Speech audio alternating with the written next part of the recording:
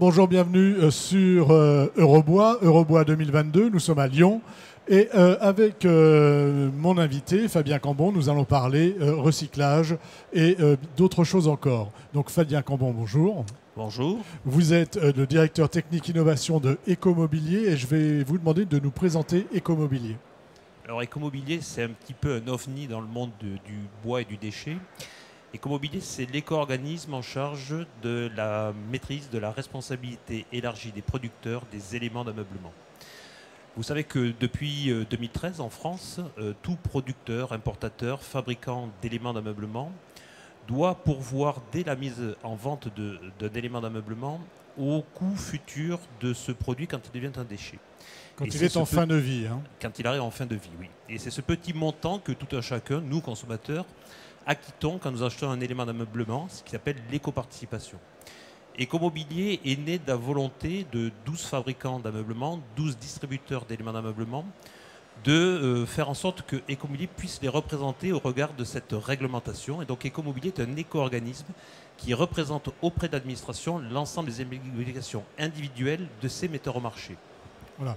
L'idée, c'est de se grouper, parce que c'est plus facile de se grouper pour pouvoir ensuite faire la collecte et le recyclage. Exactement. Donc Ecomobilier, aujourd'hui, c'est 24 actionnaires, c'est 6600 adhérents qui, un adhérent à Ecomobilier, respectent leurs obligations en termes de respect de la réglementation liée donc à la responsabilité élargie des producteurs. Nous collectons 1 200 000 tonnes d'éléments d'ameublement auprès d'un réseau de 5500 points de collecte, dont 3500 déchetteries publiques. Et la part de bois est majoritaire, puisque aujourd'hui les éléments d'ameublement sont majoritairement en bois. 65% de notre collecte, c'est du bois, ce qui représente peu ou prou 750 000 tonnes de bois collectées annuellement en France. Voilà, c'est déjà beaucoup. Tout à fait. Pourquoi vous êtes ici à Eurobois? Parce qu'il y a vos clients ou parce que vous voulez aller plus loin? Alors, aujourd'hui... Enfin, je dis vos clients, je devrais peut-être pas dire vos clients. Si, ce sont nos clients. D'accord. Donc Ecomobilier est agréé depuis 10 ans sur la filière de l'ameublement, 750 000 tonnes, je disais, donc de collecte d'éléments d'ameublement. Depuis le 21 avril 2022, nous avons étendu notre périmètre d'action, puisque nous sommes agréés sur la filière des articles de bricolage et de jardin, sur la filière des jeux jouets, donc, qui sont deux nouvelles filières qui ont été voulues par la loi anti-gaspi pour une économie circulaire. Et nous attendons fébrilement donc, la promulgation du cahier des charges pour pouvoir se positionner et candidater sur la filière des produits et matériaux de construction et du bâtiment, sur lequel la part de bois est conséquente, puisqu'on estime qu'aujourd'hui, dans la filière ameublement, sur les 42 millions de tonnes que génère de la filière ameublement en termes de déchets, le bois représente peu ou prou entre 3,5 et 4 millions de tonnes de déchets pour à peu près 6 millions de tonnes de produits mis au marché. Voilà, donc pour vous, ce serait on va dire un passage supplémentaire et vraiment un passage à très grande échelle. Hein. C'est ça, et donc aujourd'hui c'est la première fois qu'on vient à Eurobois et on a le plaisir de constater qu'effectivement on est un petit peu dans notre écosystème, puisque sont présents à ce salon un ensemble, on va dire, de prestataires que nous connaissons déjà. Il y a beaucoup d'agenceurs, mais il y a également des gens qui fabriquent des machines pour fabriquer du bois. Il y a également des fabricants d'éléments d'ameublement et des fabricants de produits de construction qui sont en bois. Et donc notre objectif aujourd'hui, en étant présent pendant ces 4 jours à Eurobois, c'est de pouvoir les rencontrer, discuter ensemble et leur montrer effectivement toute l'étendue et toute l'efficience du service qu'on veut leur proposer dans le cadre de cette nouvelle filière. Alors, ce serait quoi l'étendue justement de ce service que vous allez leur proposer dans le cadre de cette nouvelle filière? Alors aujourd'hui, ce qui est, on va dire, un enjeu particulier, c'est l'enjeu de la matière. On voit bien que la loi AGEC donc, déjà avait vraiment poussé, on va dire, cet enjeu de la matière. Les événements géopolitiques qu'on connaît, la crise du Covid a fait en sorte qu'il y ait une tension très forte sur la matière. Donc nous, aujourd'hui, on veut adresser ce sujet auprès, on va dire, de nos parties prenantes en leur disant que dans le déchet, c'est aussi une forme de ressource de matière qui peut se substituer à de la matière naturelle. Donc on veut adresser le sujet sur 3 objectifs. Un problème, donc une efficience sur la collecte, c'est-à-dire que aujourd'hui, nous avons un réseau de 2500 déchetteries publiques qui accueillent déjà des artisans, sur lesquels il y a une benne Ecomobilier qui est existante. Et notre objectif, c'est de pouvoir proposer à un réseau d'artisans de pouvoir venir déposer gratuitement, puisque c'est un peu le principe de la REP, et donc en payant l'éco-participation, la contrepartie. Voilà, pour éviter les décharges sauvages, c'est aussi simple que ça. Et la contrepartie, c'est que les artisans pourront déposer gratuitement, on va dire, l'ensemble des déchets que nous prendrons en charge.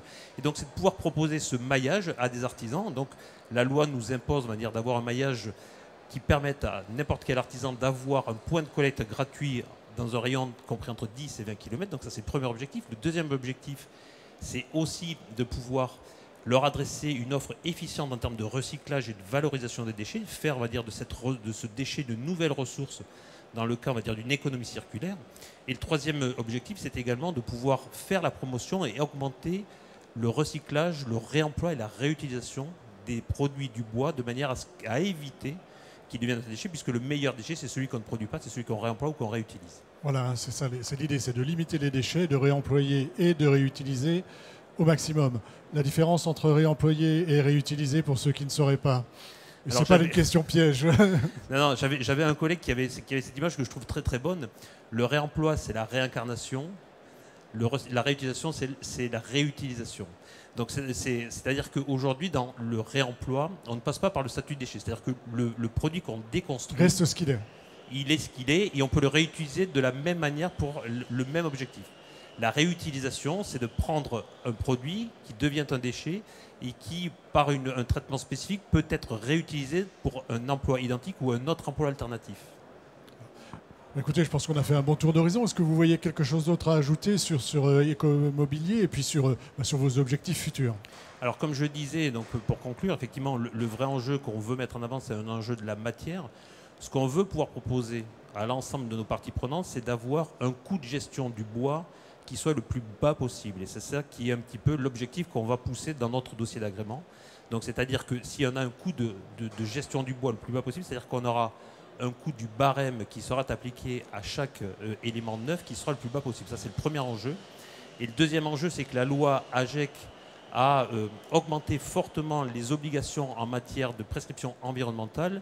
Et nous, en tant qu'éco-organisme, on veut aussi pouvoir adresser à l'ensemble de nos adhérents un accompagnement pour qu'ils puissent respecter du mieux possible et optimiser leurs engagements et leurs prescriptions environnementales au regard de ce que prévoit la réglementation.